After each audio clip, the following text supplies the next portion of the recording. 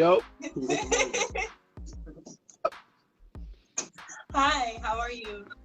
I'm good. I'm good. How are you? I'm good. Just chilling. Is that is that the I'm freaking out thing still? Like, Yeah. oh man. Well, you're Okay. gonna make All me right. nervous for some reason. Well, what? No. Okay. All right. So my intro line. Okay.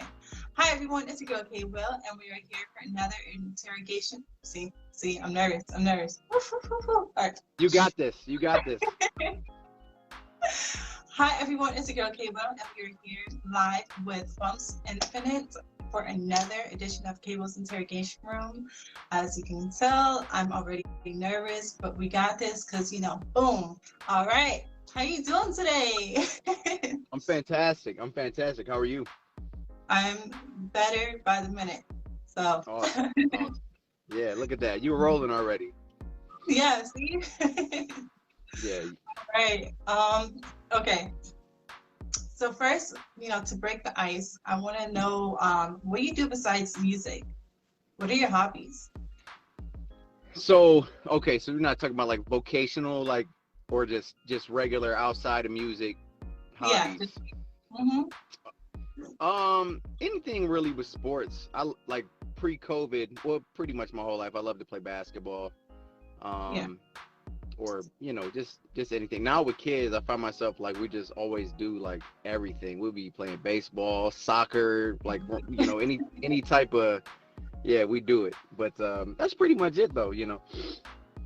I just same with mine. I have actually three boys. So, and my Oh, favorite that's sport is baseball. So, yeah. I've been taking like I have three boys as well. Well, actually, I have four if you count my nephew. Because my sister had passed away in September, but like by the grace of God, we was able to get custody of them. But so now it's like I know with boys, I don't know. It's like I had girls first, yeah. so I didn't get to experience like it's just like the sports side of me as a dad, where it's just like it's so easy to just be like, come on, we about to go mini golfing or batting cages or play baseball spontaneously, Yeah. yeah. Yeah. So I just randomly bought like these huge soccer nets last week after work and just brought them home, and we just had this impromptu huge family game of soccer in the front yard. Everybody's like, looked like a family reunion probably, but just because I got a million kids. But yeah, how old are your boys? So I have my stepson who's 6, and then my other son is 6 as well, and then I have a 9-year-old now. He just turned 9. Nice. That's fun ages though. That's fun Oh ages. yeah, they're so Yeah, yeah, smart. Oh my gosh, they unbelievable. are. My mini me is he's like the child who's like, I swear, the or at least the boy that's most like me, but he's 7 and he's so competitive. It's so funny. Like he hates to lose, and we'll play around the world or horse, and like the kid is like, he's a trip. But he knows Mine's all the too. lyrics to my car bars, so yeah, that's Oh, so that's the one funny. you had for your cardboards. The previous one, right? He's so Yeah, cute. yeah. Oh my Oh, thank gosh. you. I appreciate it. I really enjoy your car bars, by the way. I mean, I love music, but car bars are like really, really dope, I feel. So, Thank you you. the one who came up with that? Or I've seen it like from a lot of people, but it was all like just like snippets of like different things that they did too. So, did you come Yeah, up with? so I don't know if anybody else, I can't say that I like patented the rapping in a car thing, but I Yeah. just it was during a time where I just hadn't had a lot of content and a lot of like, whatever, and I don't know, I just decided to like rap in a car like was like, the first time, and I was kind of like shocked at how well received it was.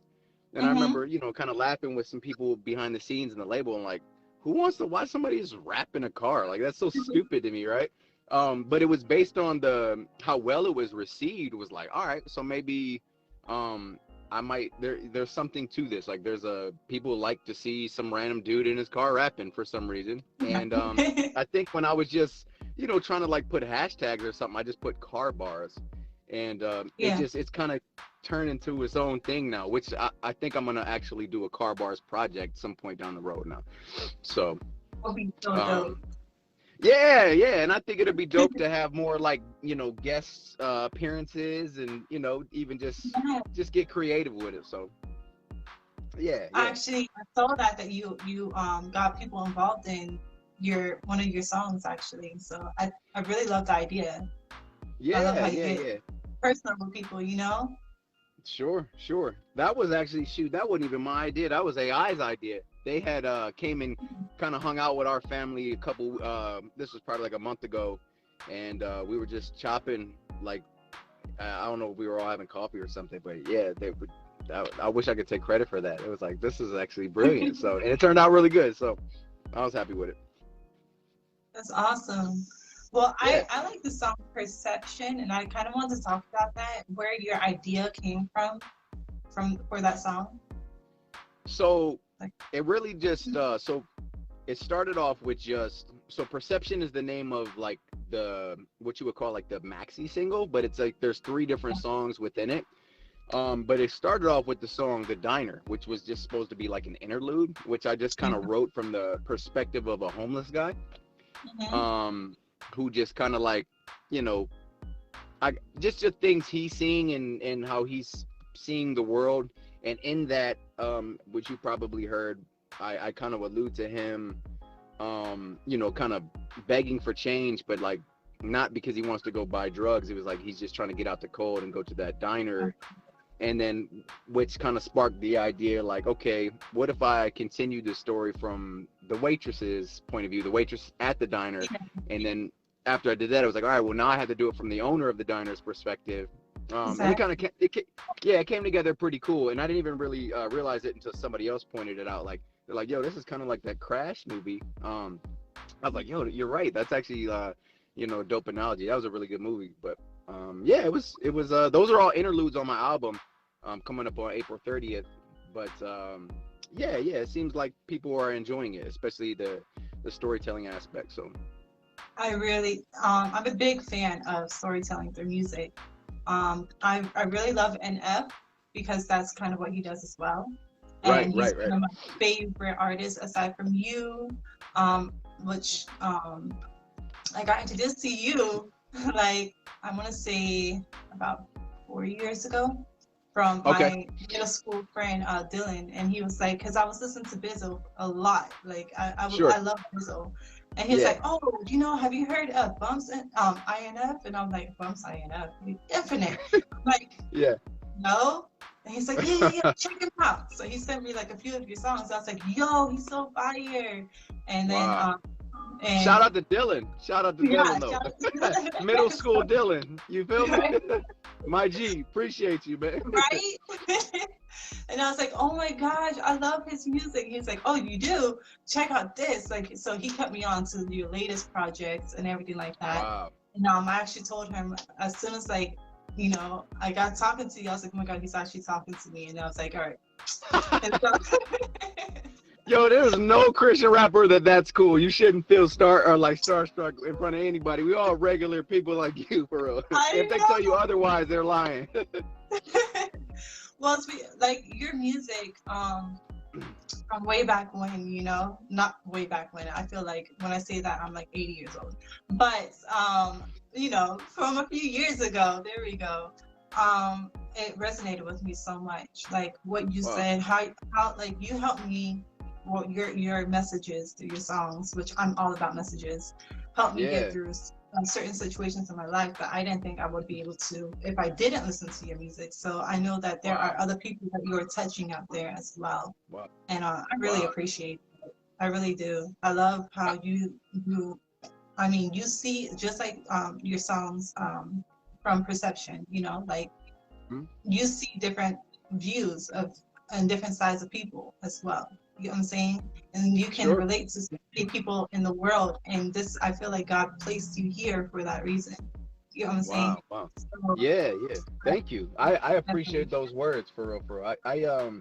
I just did an interview last night with the That's Not Christian guys, and I kind of told them the same thing. Like, it's kind of my heart is like just approaching things like from an extreme, or at least I'd like it to be extreme, like just empathy, like an empathetic approach to things, especially you look at the climate of where we're at in society, and like nobody's trying to hear anybody's side of anything. It's just kind of like we're all gangbanging for our beliefs, so to speak. You know what I mean? Like cats are. I've seen like mutual friends fall out over silly stuff, and I've always been able to,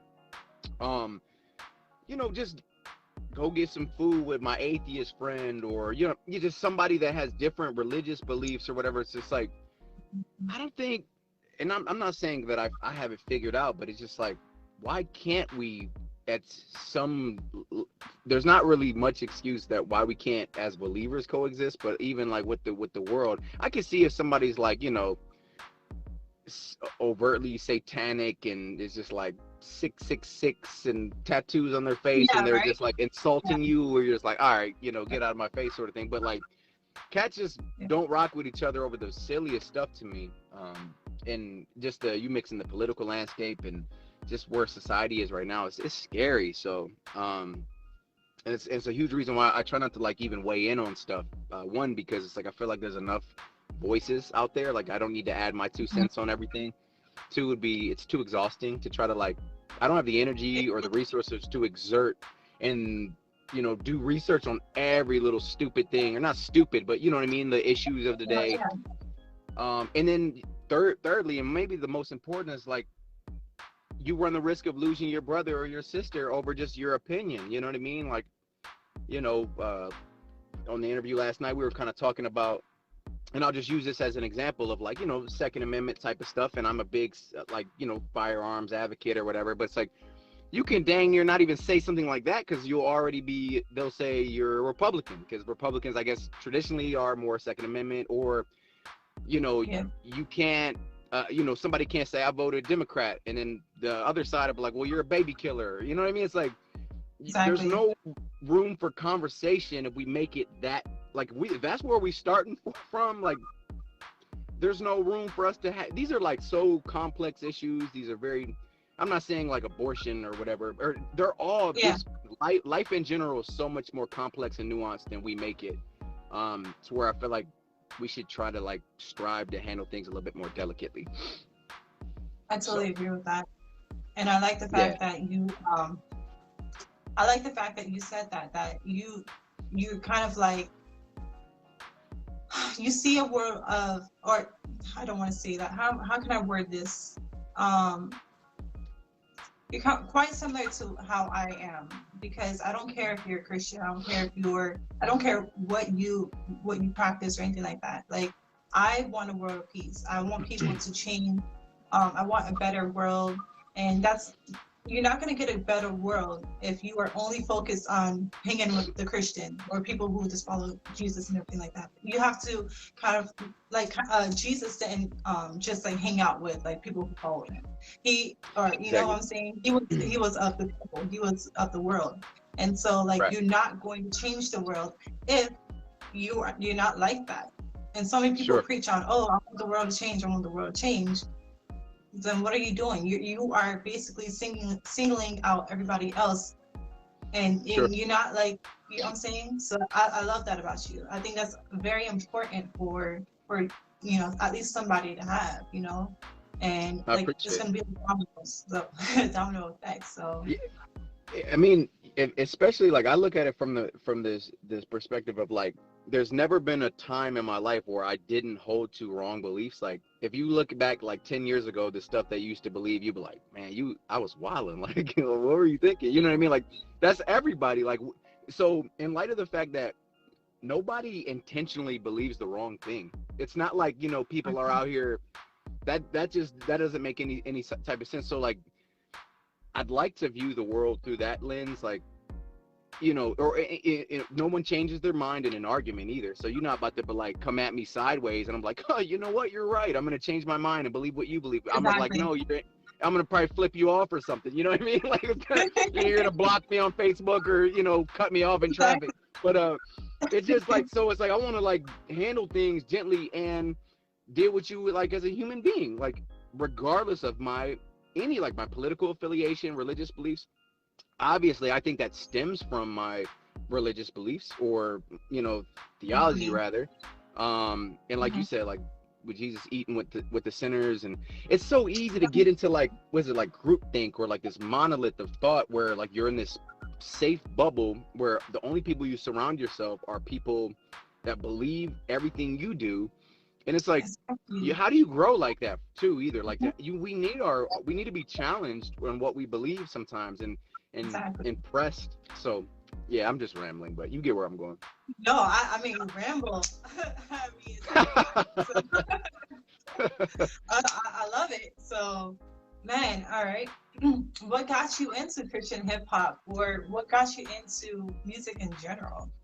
Um, Whew, yeah, that's a good question. So I think I always loved hip hop since I was like, a little kid, and it started off with like, being in like grade school and people doing like beats with pencils on the desk and stuff like that, and there was something inside of me where I was like, I had a, I don't know, I couldn't explain. I just knew I could do it. I'm like, I could do that. I could do that.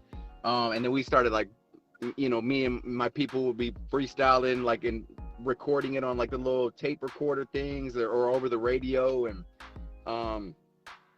so that just naturally progressed through high school. And I met some good people who would end up like, kind of getting me connected and having me record and write music and all that stuff. And wasn't that great at the time, um but when I got saved, I kind of stopped. I was like, I didn't, it was almost like, especially Christian hip hop was in its infancy too, where it wasn't like, I won't say it sucked. I didn't know it was it's kind of cool thinking back in hindsight, because I kind of got to be a part of like how it was flourishing and how it really started to explode, and cross yeah, movement and truth and flame, just these guys were like, you know just giants. But so yes, it was kind of always something. I Prior to me getting saved, I was on like a secular record label, and we was we had some buzz in our city. We kind of had a little momentum. It was kind of cool to be a part of that. And I mean, guys that I'm still like friends with to this day. yeah. But what kind of happened was like, I think we would all probably agree. My guy, ironically, his name was, thank God, my homie Reg. He had got killed, and he was kind of like our leader kind of thing. He was so talented, but that kind of like, I don't say it disbanded almost, but it was through that time period where like God was kind of working on my heart, and like I was wrestling with some things, and eventually I kind of just stepped away and just was trying to walk with the Lord. And I always say, like, writers never die. You can't just shut that part of your brain off. So even if I was trying not to rap, like even after I was having like these new convictions, it just started again. But it was just like the content was different, and that's just kind of where it went. Yeah, from there I just started making mixtapes, and and then even with the Bizzle thing, a lot of people don't know how that started. It was just a challenge, like one of those, like he was like, hey, I'm doing this mixtape, yada yada, and I was like, had like 20 minutes to kill before I went into some thing at work, and I just wrote it and sent it to him like this, and then he sent the thing right back like, hey, I love this, and then I was signed. It happened so Wow, quick. Yeah, it was crazy. So that's that was kind of insane. the. That's crazy. It's like I met Bezel around the time that I met you, and the fact that you just said that is crazy. Have That's have the we point. met in person before? Um, him or you and I? Um, I thought you had just said we've met before. Like I was just gonna ask Oh you no what no no city was no! it in. Ah, Oh no no! okay. I wish. I wish. I just wasn't sure. Like you see so many faces on the road and doing shows and stuff. So Exactly. I No, got you. yeah, that was real. But no, like I'm saying, like I listened to him, started listening to Bizzle around the same time I started listening to you. So the fact that you just said that, that's pretty cool. But Yeah, yeah, yeah. It was definitely a God thing, I think. So definitely. What do you see for your future with your music? Are you gonna get more fans involved in your music as well in the future, do you think? so yeah. Music it's changing. So like with social media now, someone like myself who's really just like, I guess would be considered more like a writer or a lyricist. Mhm. You have to wear many hats. You have to be your photographer, your video guy, your marketer, you know, it's just like you have to wear so many different hats. It's like it's challenging, especially, you know, trying to like raise a family and work full Yeah. time still, because not everybody on GOM does GOM does like raps full time. There's some of them that do, but I've never been able to do that, just because it was, I mean, that's a scary leap, you know. And but so I guess God kind of blessed me. I'm in a situation to where it's like, you know, I have a team around me that I could still make music. You know what I mean? And Biz has always just been very patient and very like, um, just kind of like has never pressured me to make music or release music. It's just kind of like, you know, I think it just, I was the first one signed. I've been down since dang near day one. So I don't know if it's me that's afforded this or he would do that for everyone, but it's just kind of like, hey, you know, you do you, and like you want to make music. You know, I told him like I'll mop the floors at GOM. You know what I mean? At the GOM call center, I'm sweeping the floors if I need to. But so I want to see how the album is received. I have I actually have my next two projects done, not including The Chaos is Beautiful, which releases on Yeah. April 30th. So it should be a busy year for me, and I want to see how that goes. But when you were saying like with your fans, that's something I've actually been thinking about a lot.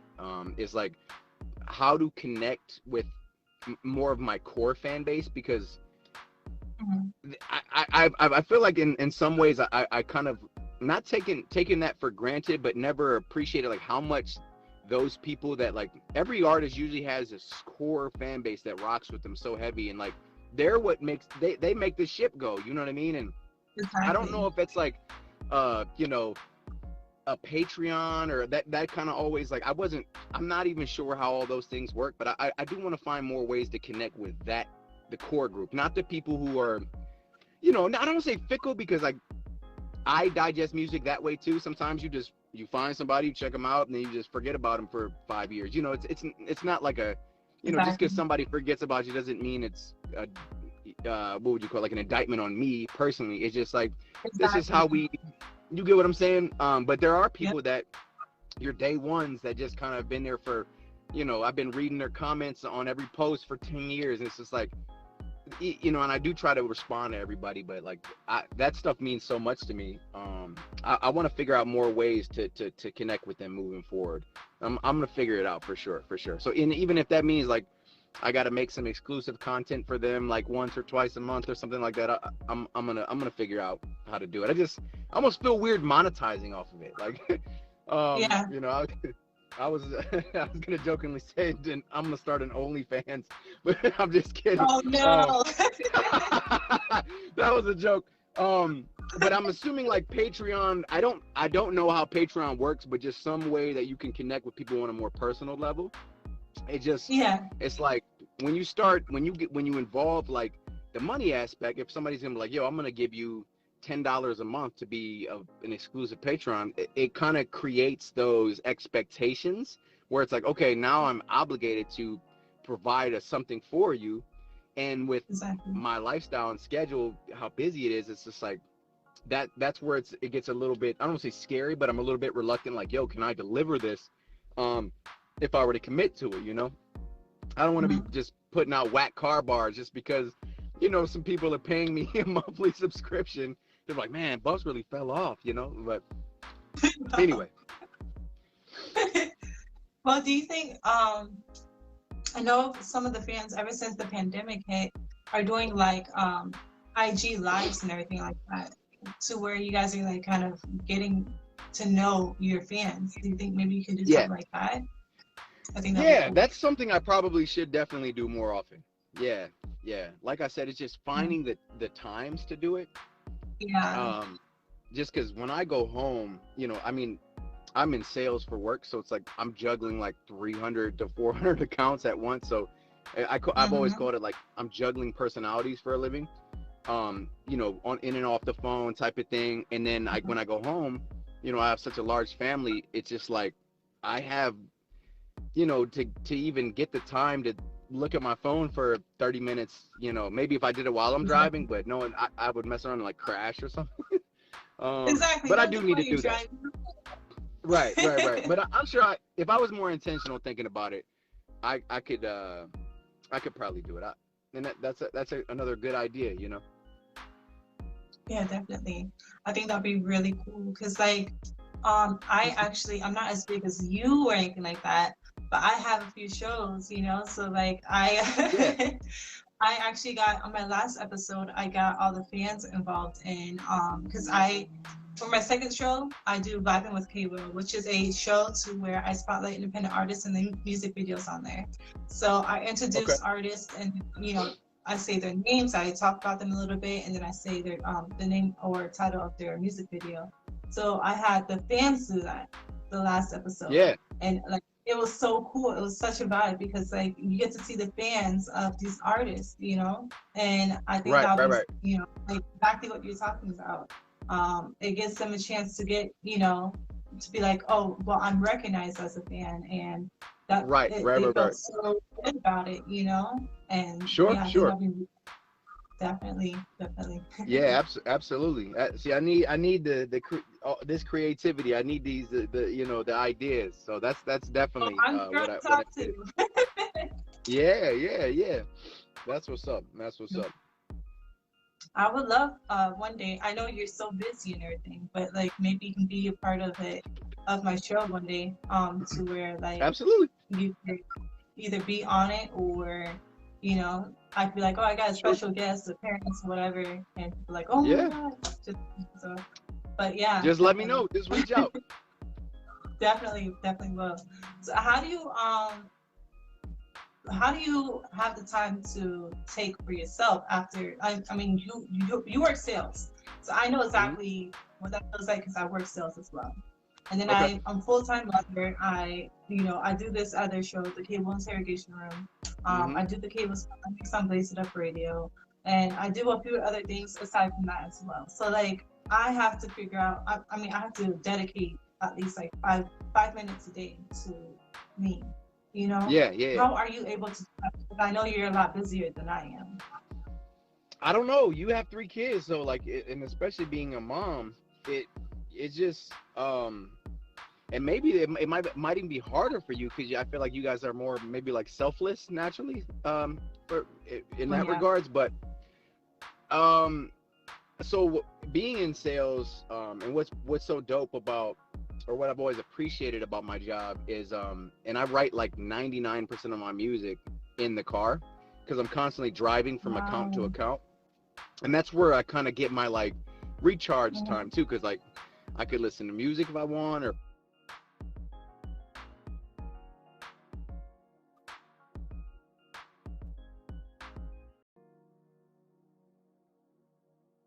Exactly.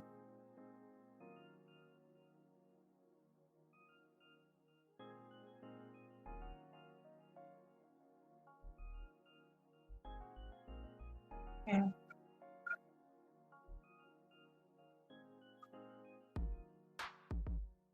Exactly. Yes. Get that. Yeah.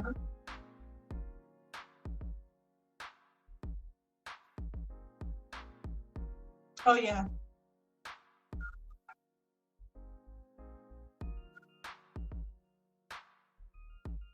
Definitely feel that. I feel like it's definitely a balance.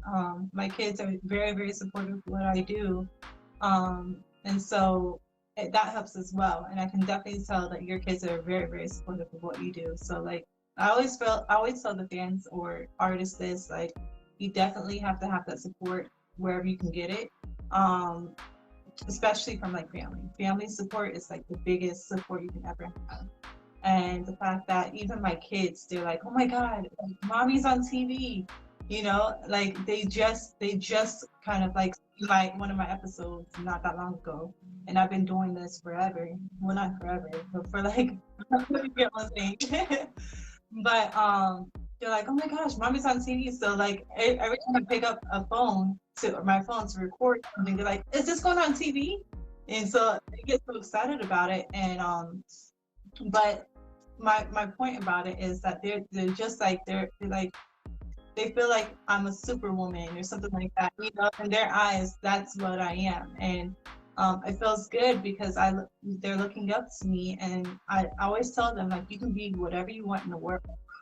Don't sell yourself short, and me being what or me doing what I'm doing right now proves it to them because I didn't even think that I was gonna, I never thought I'd be doing anything like this, and so I feel like that's definitely important, and to have your kids like really see what you're doing and want to be involved in it. That's a blessing in disguise. Like it's amazing. You don't really have that everywhere you look, so cherish that. Well, you're telling me about remembering times. I think that's what it said. What you said. A song. Words The to words. Remember. Words. Okay. Yeah.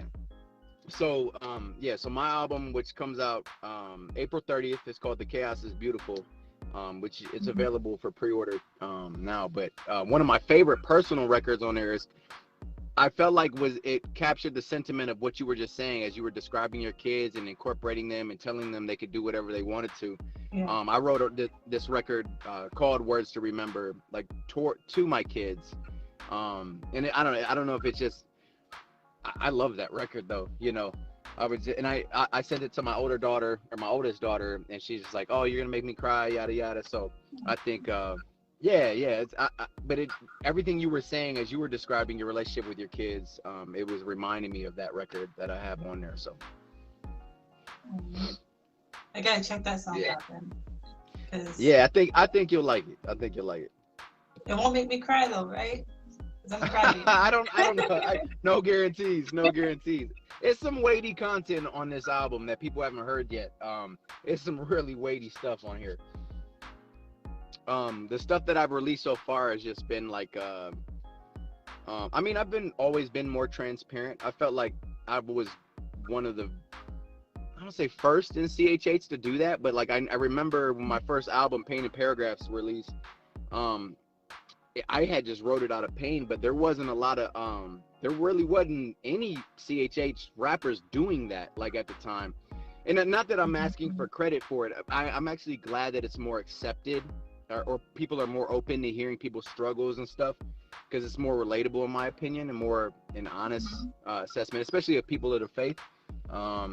But yeah, it wasn't a lot of people that was doing it at that time. But so I've kind of in a weird way always been known for the transparency aspects.